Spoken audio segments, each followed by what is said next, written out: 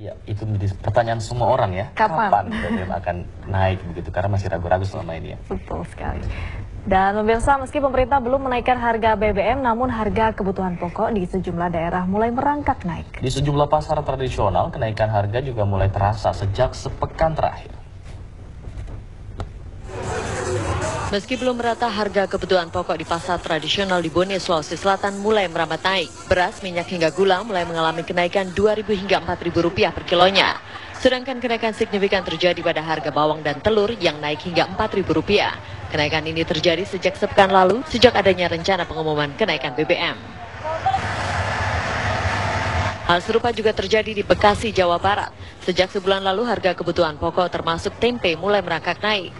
Harga ayam naik dari Rp15.000 menjadi Rp20.000 per kilo, sedangkan kedelai dari Rp6.800 menjadi Rp7.500 per kilonya.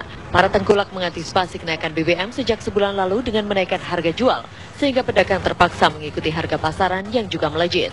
Di Makassar, Sulawesi Selatan, harga telur dan ayam juga mulai meroket. Di pasar tradisional Pabaeng-Baeng, harga telur yang semula Rp22.000 kini naik menjadi Rp27.000 per raknya. Gula pasir dari Rp11.000 kini naik menjadi Rp13.000 per liter. Demikian halnya dengan harga bawang merah dari Rp35.000 kini naik menjadi Rp40.000 per kilo. Sementara di Yogyakarta, kenaikan harga sejumlah komoditi sayuran dan sembako di pasar induk tradisional Argosari Gunung Kidul, Yogyakarta juga mulai terasa. Beberapa di antaranya yaitu harga cabai yang naik Rp2.000 dari harga normal.